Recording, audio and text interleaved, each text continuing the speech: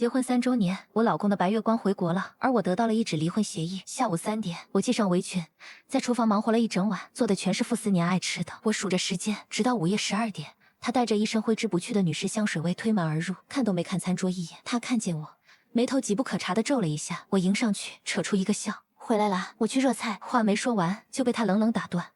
一份离婚协议书被他随手扔在餐桌上，发出刺耳的声响。3年了，奶奶接受你了，外人也都以为我们夫妻恩爱。傅斯年松了松领带，语气里没有半分温度。现在离你体面，我也体面。冷峻的轮廓，紧抿的嘴唇，眼睛里没有任何情绪。这张脸我看了3年，到今天才发现，我好像从来没真正认识过他。我听见自己的声音，很轻，很平静。为什么是今天？他没有回答。手机响了。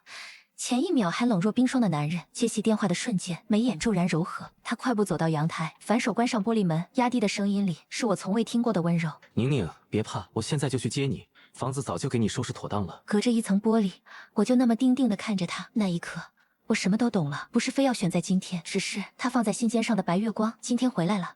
他挂了电话，转过身，脸上又恢复了那副高高在上的冰冷神情。他大概笃定，我这个当年靠着夫家50万手术费才活下来的女人，一定会歇斯底里，会放下尊严，下跪哀求，求他不要离婚。可他万万没想到，我只是拿起桌上的笔，在离婚协议书上一笔一画，工工整整地签上了我的名字，然后轻轻推回了他的面前。我迎着他错愕的目光，一字一句说得清清楚楚。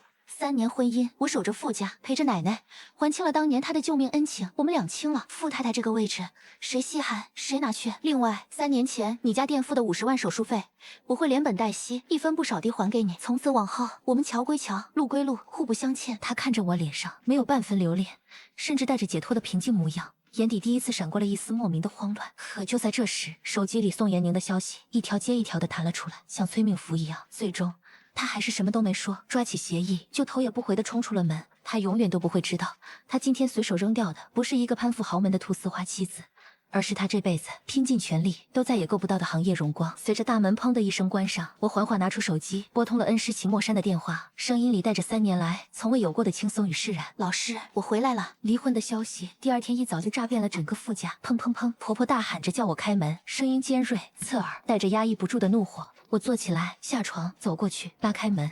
门刚开了一条缝，就被狠狠撞开了。婆婆几乎是冲进来的，肩膀撞在我身上，把我撞得往后退了2步。她身后跟着小姑子傅婷，2个人像抄家似的，一个扑向卧室衣柜，一个直奔梳妆台。我开口想说什么，可婆婆根本不理我。她一把拉开衣柜的门，里面的衣服她伸手就拽下来一件扔一件，嘴里骂骂咧咧。这些全是我儿子花钱买的 LV、Dior、香奈儿，你一个穷酸丫头，嫁进来的时候连件像样的衣服都没有，现在穿成这样，还不都是花我们傅家的钱？他一边骂一边扔，衣服一件件飞出来，落在地上，落在床上，落在椅子上。那件米色的大衣是我去年冬天咬牙买的，打折攒了3个月的生活费。那条黑色的连衣裙是我结婚1周年自己买的。那天傅斯年没回来，我一个人逛商场，试了好久，最后买下来，算是送给自己的礼物。还有这些包，婆婆又冲向衣柜顶上的隔层，把包一个一个拽下来。你以为我不知道？这个 Gucci， 这个 Prada， 这个 Celine， 哪一样不是我儿子的钱？你个不要脸的，离婚了还想带走，做梦！那边的傅婷更夸张，她一把拉开梳妆台的抽屉，里面的首饰盒被她整个端了出来。她打开盒子，把里面的东西全倒在桌上。这个珍珠耳钉，这个金项链，这个钻石戒指。她一边翻一边念叨，突然手一顿，从一堆首饰里拎出一个锦盒。妈，你快看这个！锦盒打开，里面是一只水头极好、碧绿通透的翡翠镯子，这成色少说7位数，肯定是我哥给他买的贵重礼物。傅婷把镯子攥在手里，冲我耀武扬威的晃：“林婉，你敢偷我们傅家的东西？”看着那只镯子，我的心口猛地一缩，浑身的血瞬间凉了半截。那不是傅斯年送的，那是我母亲走之前留给我唯一的陪嫁，是他留在这世上给我最后的念想。我一步步走过去，朝他伸出手。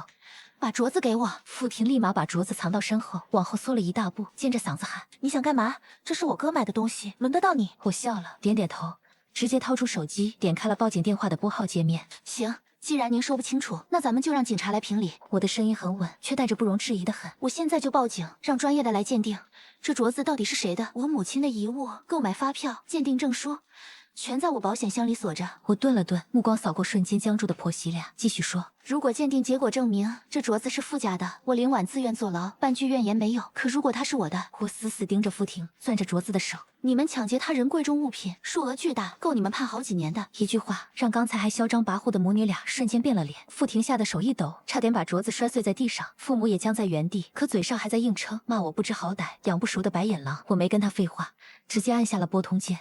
当着他们的面，清清楚楚地跟接警员报出了详细地址。父母瞬间慌了神，猛地扑过来，一把按住我的手机，连声改口，说都是误会，一家人闹着玩的。我冷冷地抽回手，先从傅婷抖得不成样子的手里拿回了我的镯子，随后眼神扫过满地狼藉，命令他们把所有翻乱的东西原样给我放回去。看着他们手忙脚乱收拾的狼狈样子，我一字一句戳穿了他们自欺欺人的谎言。别硬口一个傅家的东西，3年婚姻，我没花过傅斯年1分钱。这个家的水电物业、柴米油盐，就连傅奶奶的日常起居、汤药照料，全是我用自己的工资、耗自己的精力扛下来的。你们傅家的东西，我半分都不稀罕。话音落下，我当着他们的面打开手机银行，给傅斯年的账户转了整整50万，到56万的本金，加上6万的3年利息，转账傅眼里。我只写了8个字：恩情两清，再无瓜葛。转完账，我拉起早就收拾妥当的行李箱，看都没再看这对愣在原地的母女一眼，头也不回地走出了这个困住我整整3年的家。30分钟后，我站在了老师秦墨山为我准备的顶级文物修复工作室门口，闺蜜沈瑶已经等在那里，一见到我就炸了：林婉，你是不是傻？56万啊！你说给就给，你3年工资全搭进去了吧？我放下行李箱，看着满墙的工具和未修复的古画，笑了笑：瑶瑶，我告诉你，为什么这3年的柴米油盐、水电物业、傅奶奶的起居照料，我从没让傅斯年掏过1分钱？因为话没说完，手机响了，来电显示故宫博物院。我按下免提，对面传来一个沉稳的声音：林婉老师您好，我是故宫书画修复组的组长，我们看了您当年修复《千里江山图》摹本的论文，想邀请您作为核心修复师，参与我们即将启动的宋代古画修复项目。您看方便近期来院里一趟吗？沈瑶嘴巴张成了 O 型，而另一边，傅斯年的白月光宋延宁已经堂而皇之地住进了我亲手布置了3年的婚房。他逛到书房，盯着那个我上了锁的工具柜，娇滴滴地挽着傅斯年的胳膊撒娇：思年，这些破烂留着太碍眼了，全扔了吧。都扔了吧。傅斯年连问都没问里面是什么，就随口敷衍了一句。就这轻飘飘一句话，宋延宁像得了圣旨，当场找人撬了锁。里面我用了10几年跟着我入行拜师的文物修复专用毛笔，我熬了无数个日夜写下的珍贵古籍修复手稿，还有我母亲留下的我视若生命的半幅家传古画残件，被他像扔垃圾一样一股脑全倒进了楼下的垃圾桶。直到晚上，傅斯年回到家，看到散落在地上的相册里夹着的全是我1笔1画标注的古画修复笔记，才后知后觉地反应过来，被宋延宁扔掉的根本不是什么破烂。那一瞬间，他像是疯了一样，转身就冲下楼翻垃圾桶。可小区的垃圾早就被清运车收走了，连一点残渣都没剩下。他红着眼冲回家里，第一次对着他捧在手心里的白月光宋延宁发了滔天大火。你知不知道你扔了什么？宋延宁被他吼得瞬间红了眼，哭得上气不接下气，反倒打一耙。我以为他的东西你都不想要了，你发这么大火，是不是心里还忘不了他？父母和傅婷见状，赶紧围上来帮腔，一口一个：儿子，你为一个外人吼宁宁干什么？林婉那些破烂值几个钱？扔了就扔了。就是哥，林婉就是个过去式。宁宁姐这么好，你别不知好歹。傅斯年看着被撬得变形的柜子，还有一片狼藉的书房，心里第一次生出了一股说不清道不明的烦躁，还有一丝他自己都不愿承认的慌乱。很快，物业和相熟的邻居就把宋延宁扔东西的事原本地告诉了我。他们大概都以为我会歇斯底里地冲回去跟他们撕破脸大闹一场，可我没有，我甚至连回头多看一眼的兴趣都没有。我只是冷冷地给宋延宁打去了一个电话，语气平静却字字带刀：我那些被你扔掉的东西是文物修复界祥内公认的珍宝，你扔了多少，我会让你10倍100倍的提回来。在这个圈子里，你最好祈祷这辈子别落在我手里。挂了电话，我再也没提过这件事。那些被毁掉的东西，我会一笔一笔连本带利的讨回来，但不是现在。我所有的精力都放在了和恩师秦墨山对接的国家级宋代古画修复项目上。与此同时，我收到了国内顶级文物行业峰会的专属邀请函。恩师告诉我，他要借着这场峰会，带着我向全行业正式官宣，我林婉回来了。恩师还告诉我，这场峰会汇聚了业内所有的泰斗级人物和顶尖大佬，主讲台最核心的位置已经为我留好了。而另一边，被我一通电话吓得心慌意乱的宋延宁，转头就换了一副嘴脸，跟父母和傅婷大肆吹嘘：妈，停，别听他吓唬人，那些破东西能值几个钱？我跟你们说，修复这行我懂，当年我在美院也学过一点。4年不是这次峰会的赞助商吗？我要去现场拿下行业合作，让所有人看看谁才是真正配得上富家的人。林婉，你是不是脑子进水了？沈瑶在我工作室里转了3圈，终于憋不住，一巴掌拍在我桌上。放着傅太太不当，净身出户就算了，56万真金白银打过去，你知道傅家那帮人背后怎么说的吗？说你穷酸命贱，拿了钱滚蛋了。他气得脸都红了，指着窗外，你在这受气3年，伺候老的伺候小的，到头来还倒贴钱。傅4年那王八蛋，还有那个白月光，现在正躺在你布置的婚房里，拿你的钱逍遥快活呢。我平静地给他倒了杯水，缓缓道出了这3年婚姻里我从未对外人说过的全部真相。3年前，我爸手术急需50万，是我拿着病历一家一家跪过去的，最后是傅奶奶找到我，她说：“林婉，你嫁给我孙子，陪他3年，帮我看着他，别让那些乱七八糟的女人缠着他。等我闭眼，这50万就当是我给你的谢礼。”这3年，我守着傅太太这个空壳，受着父母和傅婷的百般刁难，忍着傅4年的冷漠无视，把傅奶奶照顾得无微不至。当年那份恩情，我早就还清了，可没人知道，为了这份约定，我亲手按下了暂停键，放弃了自己前途无量的文物修复事业，在傅家做了3年人人可欺的家庭主妇。沈瑶听完，整个人都愣在了原地，回过神来，气得浑身发抖。她气傅家的精于算计，更气傅4年那颗进骨子里的傲慢。她从头到尾都笃定我是贪图富贵、攀附豪门的捞女，却从来都不知道自己娶进门的是国内古画修复界最年轻的天才，是业内泰斗们交口称赞、前途不可限量的小神手。就在我们说话的间隙，我的手机接连震动了2下，是国内顶级拍卖行。林婉老师您好，我们是嘉德拍卖，春季大拍有一批宋元古画需要做鉴定和修复，我们想请您担任顾问，不知道您这边时间方便吗？我还没来得及回话，另一个电话插进来，是国家级修复项目的项目组。林老师，跟您同步一下，这次项目的赞助合作已经敲定了，是傅氏集团。傅总那边说很支持文物修复事业，到时候启动仪式，他们也会派人来。您这边没问题吧？我没有半分犹豫，当场就给项目组回了话，语气里没有任何商量的余地。要么换掉傅氏集团的赞助，要么我直接退出这个项目，我的修复台不沾傅家的1分钱。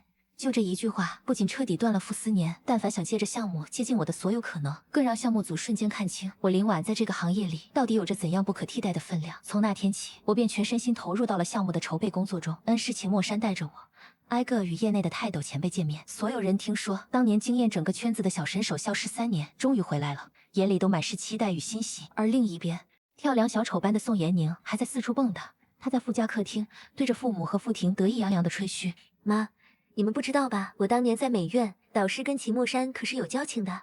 争论起来，我算秦老的徒孙呢。”傅婷半信半疑地看着他：“真的假的？那修复项目你能进去吗？”宋延宁急了，拍着胸脯信誓旦旦：“当然，我早就托人递话了，就说我也是修复专家。到时候项目启动仪式上，我要让所有人看看谁才是真正的行家。林婉一个家庭主妇懂什么？”傅氏集团的年度答谢宴冠盖云集，名流满座。傅4年牵着他的白月光宋延宁，在觥筹交错间应酬周旋，意气风发，风光无限。傅家一心想让宋延宁在名流面前露脸，坐稳傅家少奶奶的位置。宋延宁挽着傅4年的胳膊，下巴抬得比谁都高，小声说：“4年，今天来的可都是行业大佬，待会儿我带你去跟秦墨山老前辈打个招呼，他算是我师公呢。”傅婷凑上来：“宁宁姐真厉害，哥，你看你找对人了，哪像林婉那个家庭主妇，带出来都丢人。”傅4年没说话，只是淡淡笑了笑。就在这时，宴会大厅中央的剧目突然切换镜头，切到中国古代书画专场，一幅幅传世名画，一串串惊人的估价。宾客们抬头看着，低声议论着。傅4年漫不经心地抬眼扫了一下，可看清那张脸的瞬间，他手里的香槟杯猛地一晃，酒液洒了满手，差点就脱手摔碎在地上。镜头切到了一个人，一个女人，身着墨绿色旗袍，站在一幅古画旁边，手持卷轴，对着镜头从容解说：“这幅明代仕女图是本次春派的压轴作品之一，作者用笔细腻，人物神态生动，尤其是眉眼间的这一抹愁绪。”身后是苏富比拍卖行的标志，面前是来自全球的收藏家和媒体。他微微一笑，对着镜头点头致意。他死死盯着台上的我，瞳孔震颤，满脸都是不敢置信的错愕。他怎么也不敢相信，那个在他面前永远低眉顺眼、小心翼翼，被他认定是攀附豪门的捞女，此刻正站在他连踏上去的资格都没有的主台上，被整个文物界的顶尖大佬们奉为上宾。全场的宾客瞬间议论开了，惊叹与赞许的声音此起彼伏。这就是秦老的关门弟子林婉。当年23岁就修复了国宝级宋代古画的那个天才。消失了3年，一回来就扛国家级项目，不愧是业内公认的小神手，前途不可限量啊！听说多少机构抢破头想请他，人家连眼都不眨一下，这才是真正的行业大佬。这些话一字不落地飘进父母和傅婷的耳朵里，母女俩当场僵在原地。脸上的得意与傲慢瞬间荡然无存，只剩下满脸的震惊与难堪。他们天天挂在嘴边骂了3年的穷酸捞女，竟然是他们这辈子踮起脚都够不到的大人物。一旁的宋延宁早就慌了神，脸色一阵白一阵红，可他还不死心，硬着头皮挤上前，想凑到秦墨山面前装熟，讪笑着开口：“秦老您好，我是林婉的朋友，我叫宋延宁，我当年在美院，导师跟您有过交集，算起来我也是您的徒孙辈呢。”话还没说完，我拿着话筒，当着全场所有人的面，淡淡开了口，语气平静，却字字诛心：“宋小姐，我跟你并不熟，而且据我所知，你从未系统接触过古画修复，更没有任何相关的从业经历，冒充专业人士，在我们这个圈子里可是大忌。”一句话直接撕碎了宋延宁所有的伪装，全场瞬间安静了一瞬，紧接着四面八方投来的全是嘲讽与鄙夷的目光。宋延宁站在原地，脸白得像一张纸，手脚都不知道往哪放，当众社死，恨不得找个地缝钻进去。峰会落幕，我刚走出会场，傅斯年就疯了一样冲过来，想拦住我的去路，嘴里语无伦次地喊着我的名字：“林婉，婉婉，你为什么不告诉我？”我看着他，就像看一个陌生人。告诉你什么？告诉你你娶的是谁？告诉你你扔掉的是什么？傅斯年，你配吗？他愣住了。就在这时，一辆黑色的迈巴赫停在门口，车窗降下来，露出一张英俊而沉稳的脸。业内传奇文物收藏大家沈树，他看着我，声音温柔：“婉婉，上车吧，师傅让我送你。”我绕过傅斯年，拉开车门，坐进去，从头到尾没有回头看他一眼。车子缓缓启动，绝尘而去。傅斯年站在原地，看着车子消失的方向，攥紧了拳头。第一次感受到了深入骨髓的恐慌，还有铺天盖地快要将他吞噬的后悔。而被当众戳穿脸面的宋延宁，看着傅斯年失魂落魄的样子，对我的恨意瞬间达到了顶峰。他躲在暗处，指甲深深掐进掌心，眼里满是阴鸷。林婉，你让我当众出丑，你让我在思年面前抬不起头。他猛地攥紧拳头，指甲掐进肉。不是在乎那些修复的东西吗？你不是拿那些破画当命吗？好，那就看看是你的画重要，还是你的命重要。峰会落幕，我的名字一夜之间响彻了整个文物界。而另一边，傅家彻底炸开了锅，父母天天在家指着傅斯年的鼻子骂：“傅斯年，你个有眼无珠的东西，放着真正的金凤凰不要，捡个草鸡回来当宝。林婉是什么人？那是整个行业捧着的人物，你脑子被驴踢了。”就连之前天天跟着骂我穷酸捞女的傅婷，也一改往日的嚣张嘴脸，天天翻遍我的朋友圈点赞，逢人就说自己跟我相熟，还私信我：“婉姐，你最近忙不忙呀？有空回家吃饭呗，我妈想你了。”而傅斯年更是彻底开启了疯狂的追妻模式，他天天给我发几10条道歉消息。工作室门口的名贵鲜花堆成了山，甚至放下傅氏集团总裁的身段，天天守在工作室楼下堵我，姿态卑微到了尘埃里。消息一条接着一条：“婉婉，我错了，我以前混蛋。婉婉，给我一次机会，我什么都愿意改。婉婉，求求你接我电话好不好？”就连父母和傅婷也提着大包小包的贵重礼品找上门来。之前的刻薄尖酸荡然无存，脸上堆着谄媚的笑。“婉婉啊，妈来看你了，以前都是误会，是我们有眼无珠，你别往心里去。走，跟妈回家，妈给你做好吃的。”前倨而后恭，丝之令人发笑。我当着他们的面，直接把所有礼品全都扔到了门外，眼神冷得没有一丝温度，字字句句怼得他们无处遁形。3年里，你们对我的每一次刁难，每一句辱骂，我没忘，也不会忘。傅家的门，我这辈子都不会再踏进去一步。当初是你们逼着我净身出户，恨不得我从傅家滚得越远越好。现在又低三下四来求我回去，你们不觉得可笑吗？一句话怼得婆媳俩脸色青一阵白一阵，哑口无言。最后只能灰溜溜地捡起地上的礼品，狼狈地走了。自从宋延宁在峰会上被我当众戳穿，他在整个文物圈里彻底丢尽了脸。人人都知道他是个冒充专家的骗子，他急着证明自己，竟然狗急跳墙，借着傅家的名头接了一个富商的清代古画修复单子。他对古画修复一窍不通，连最基础的固色都不会，硬生生把人家价值100万的传世古画修得彻底损毁，毫无挽回的余地，闯了弥天大祸。他不想着承担责任，反而动起了歪心思，转头就对外四处宣称说这幅画是我教给他练手的。出了任何问题，责任全在我林婉身上。他打的好算盘，就是想借着这次事故彻底毁掉我在行业里积攒多年的口碑，让我跟他一起摔进泥潭里。可他千算万算，没算到我从来不会打无准备的仗。事情刚在网上发酵，傅斯年还没来得及帮他的白月光擦屁股，我就直接召开了媒体说明会。现场我当着所有媒体和业内同行的面放出了全套铁证，宋延宁跟富商签的修复合同，两人对接需求的完整聊天记录，修复工作室的全程监控视频，还有3位业内泰斗联合出具的古画损毁鉴定报告，所有证据链严丝合缝，清清楚楚地证明这幅画从接活到修毁，全程都是宋延宁一人所为，跟我林婉没有半分关系。除此之外，我还同步曝光了他所有的谎言与恶习，冒充秦墨山老先生的徒孙，伪造文物修复师资质，之前恶意丢弃、损毁我母亲留下的古画残件，还有我珍藏多年的专业修复工具的全部证据，一锤定音，字字诛心，彻底把宋延宁钉死在了耻辱柱上。一夜之间，宋延宁彻底身败名裂，不仅要赔偿富商数百万的巨额损失，还被整个文物行业永久拉黑。业内没有任何一家机构、任何一个从业者敢再跟他有半分牵扯。父母和傅婷得知他闯了这么大的祸，还要动用傅家的钱来填窟，当场就跟他翻了脸，在别墅里大吵了一架，什么难听的话都骂了出来。之前捧着他的态度荡然无存。宋延宁，你个丧门星，你自己作死就算了，还要花我们傅家的钱赔，你当傅家是冤大头啊？而宋延宁看着自己唾手可得的豪门梦碎得一干二净，自己也落得个人人喊打的下场，彻底红了眼。他看着镜子里面目狰狞的自己，指甲深深掐进掌心，一个更歹毒、更疯狂的算计在他心里悄然滋生。林婉，你毁了我，你让我什么都没了，思年没了，钱没了，圈子没了，什么都没了。他抬起头，看着镜子里的自己，嘴角扯出一个扭曲的笑。既然我活不成，那你也别想好过。你不是拿那些破画当命吗？好，我让你连命带画一起下地狱。宋延宁心里清楚，只要我林婉在文物界一天，他就永远抬不起头。傅思年心里也永远会留着我的影子。被恨意冲昏头脑的他找到傅婷，那个对我又嫉妒又害怕的小姑子。婷婷，你想不想帮你哥出气？想不想让那个女人再也翻不了身？傅婷眼睛一亮，怎么弄？宋延宁定下了一条最歹毒的毒计，趁着深夜偷偷潜入我的文物修复工作室，毁掉我正在修复的那幅国家级宋代古画。他们心里打的算盘是，只要国宝毁在我手里，我不仅会彻底断送行业生涯，更要背上刑事责任，锒铛入狱，永世不得翻身。深夜的园区，万籁俱寂。傅婷仗着自己以前是傅太太妹妹的名头，三言两语就骗过了门口的保安。宋延宁拿着提前偷偷配好的工作室钥匙，轻手轻脚打开了大门，两人摸黑直奔修复台，眼里满是疯狂的恶意，伸手就要去碰那幅宋代古画的无菌保护罩。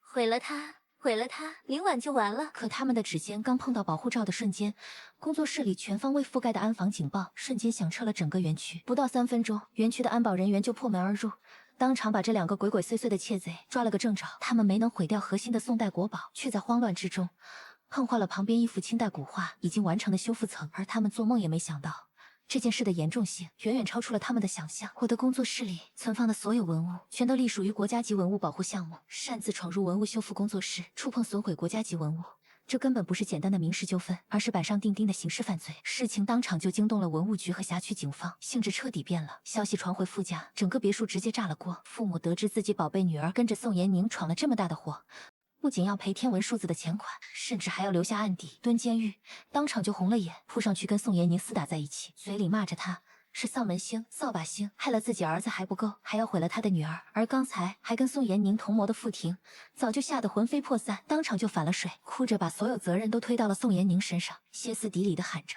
是他，全是他撺掇我的，是他让我去的，主意都是他出的，跟我没关系。宋延宁冷冷看着他，傅婷，你刚才可不是这么说的。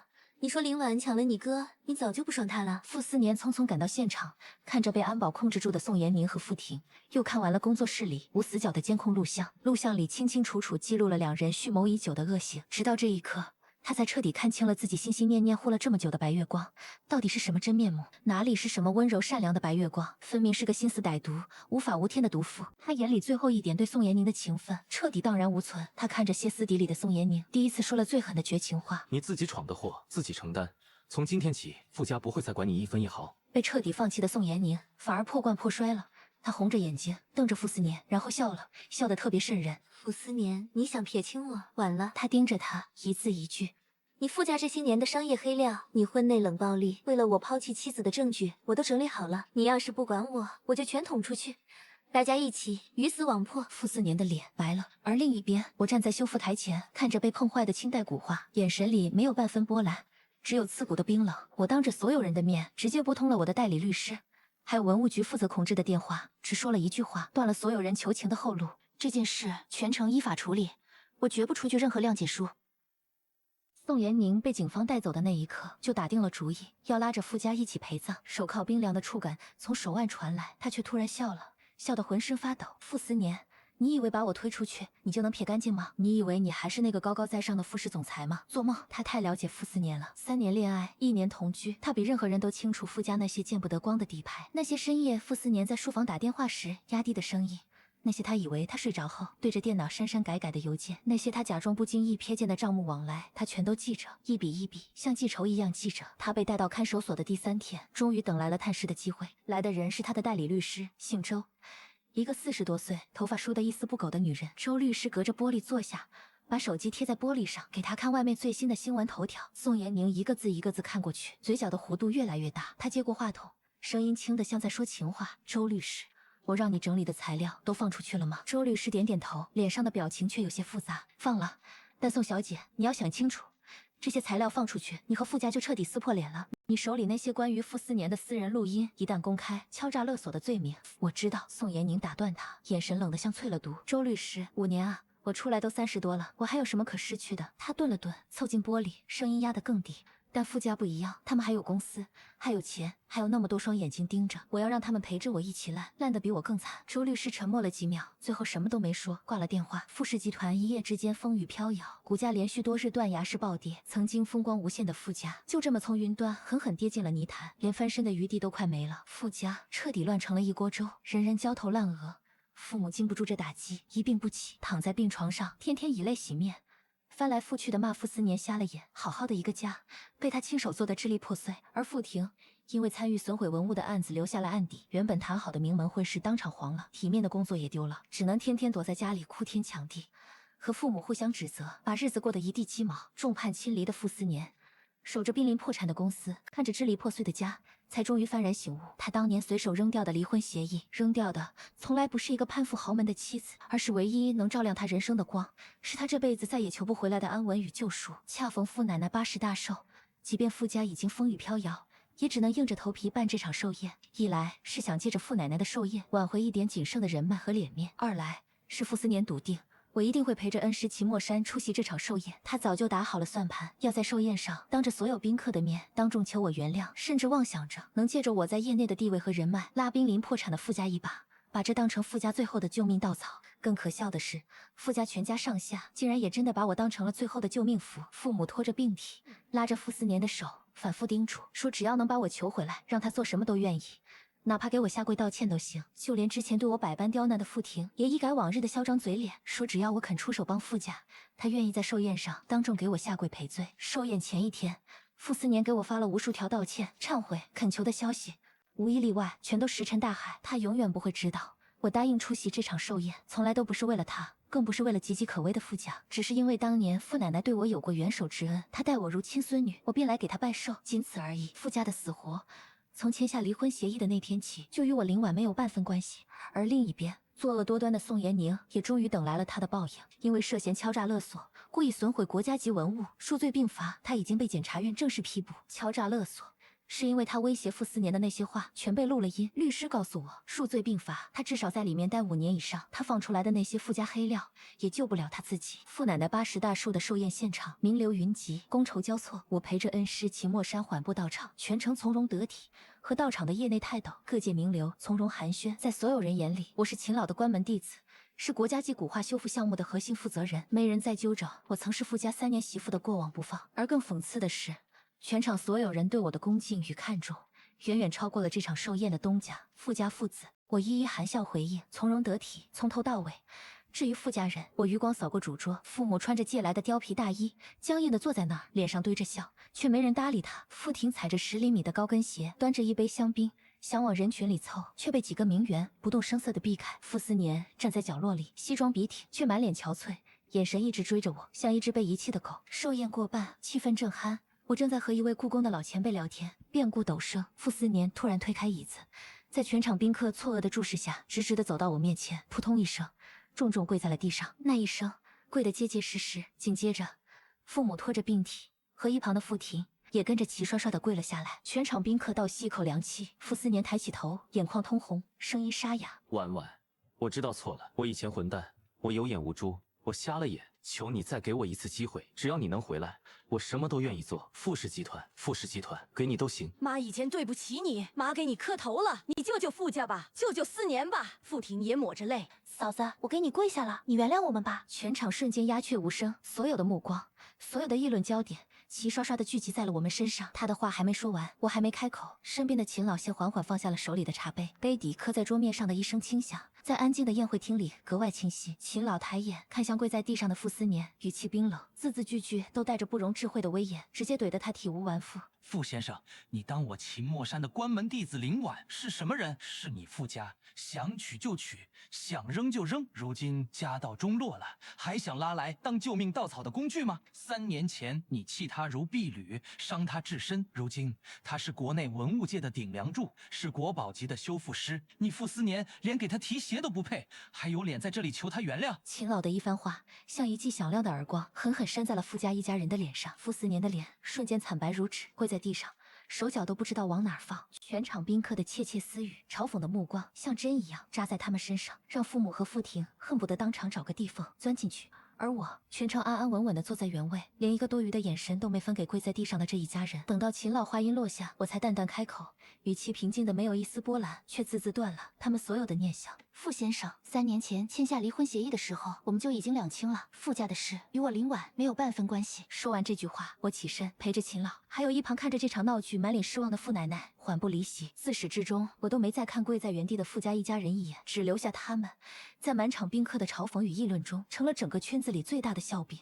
颜面彻底扫地，傅奶奶老眼眶红红的看着我，嘴唇颤抖。我弯下腰扶住她的手，说我去扶她去休息。傅奶奶握住我的手，眼泪终于掉下来。婉婉，我的好孩子，是傅家对不住你。门关上的那一刻，我没有回头，但我听到了身后的声音，父母的哭嚎，傅婷的尖叫。傅思年沉默的像一尊雕塑，还有宾客们的嘲讽和不屑。我知道，从这一刻起，傅家完了，彻底完了。合作方不会再给他们机会，银行不会再给他们贷款，而傅氏集团的破产清算只是时间问题。经此一闹，傅家最后一点体面和人脉也被消耗得一干二净。寿宴过后，仅剩的合作方彻底撤资，银行加速了催收流程。曾经风光无限的傅氏集团正式进入了破产清算流程。父母卖了首饰还债，傅婷的婚事彻底泡汤。傅思年听说每天把自己关在空荡荡的办公室里，对着那些解约函发呆，而宋延宁在看守所里等着开庭，等着他的是5年以上的铁窗生活。而我早已把这些人和事彻底抛在了身后。我的征途是千年古画，是文物传承，从来都不是那一方困住我3年的傅家宅院。寿宴闹剧落幕，傅家的最后一点体面也被彻底碾碎在了尘埃里。曾经风光无限的傅氏集团彻底走到了穷途末路，濒临破产清算，豪宅别墅被抵押，合作方避之不及，银行的催款通知一封接一封，父母经不住接连的打击，彻底卧病在床，日日以泪洗面。傅婷因为案底傍身，从前围着他转的名流圈，再也没人肯多看他一眼。偌大的傅家别墅，只剩无尽的互相指责和鸡飞狗跳。而作恶多端的宋延宁，也终于等来了法律的最终审判。因故意损毁文物罪、敲诈勒索罪，数罪并罚，他被依法判处有期徒刑，亲手把自己送进了牢狱，为自己的歹毒与疯狂付出了最沉重的代价。众叛亲离、走投无路的傅思年，把最后的希望寄托在了我身上。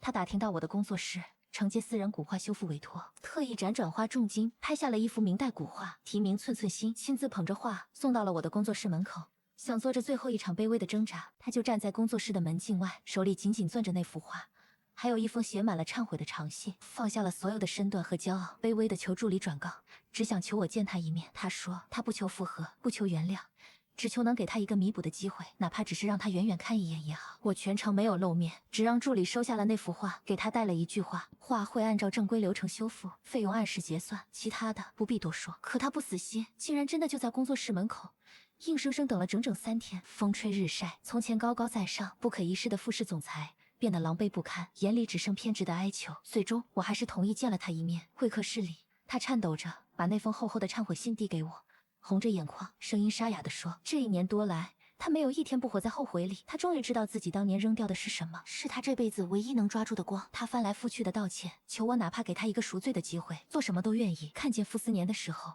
他整个人瘦了一圈，胡子拉碴，眼眶深陷。他紧紧攥着封信，整个人像被电击了一样，踉跄着往前走了几步。婉婉，这是我写给你的信。这1年，我每天都活在后悔里。我终于知道我失去的是什么了。求你看看，求你。我接过那封信，没有拆开，随手放在了一边，只是平静地看着他，一字一句说得清清楚楚，也断得干干净净。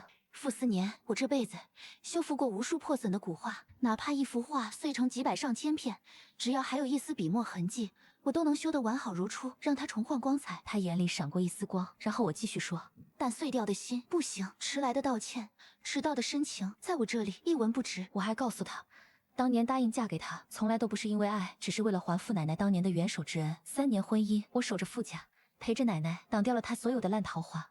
早就把这份恩情还清了。从签下离婚协议的那一刻起，我们就两清了。我的人生早就翻篇了，他的后悔，他的落魄，他的生死，都与我林婉没有半分关系。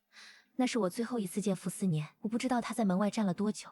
后来助理说，他站到半夜才踉踉跄跄的离开。那幅寸寸心，我按流程修好了。后来他从我手里拿走了那幅修复完好的寸寸心，画被我修得天衣无缝。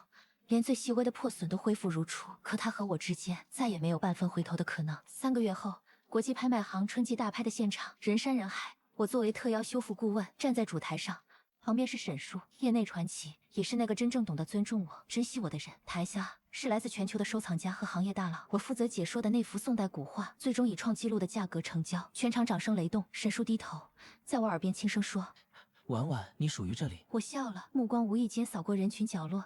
一个熟悉的身影站在最后面，是傅斯年。他看着我，眼眶通红，但隔着那么远的人群，我甚至看不清他的表情，或者说，我根本不想看清。他终于彻底明白，有些人一旦错过了，就真的再也追不回来了。最终，傅家彻底宣告破产，他从云端狠狠跌落泥潭，为自己当年的有眼无珠、冷漠薄情，付出了一生的代价。而我早已把那些烂人烂事彻底抛在了身后。我圆满完成了国家级宋代古画修复项目，让沉寂千年的国宝重焕光彩，也成了业内公认的顶尖古画修复大师。我接过了恩师秦老的衣钵，开班收徒，把毕生所学倾囊相授，只想让中国古画修复这门珍贵的非遗技艺一代代传承下去。3年婚姻的阴霾早已烟消云散，困住我的那方宅院再也困不住我的脚步。我终于活成了自己想要的样子，开启了真正属于我的光芒万丈的全新人生。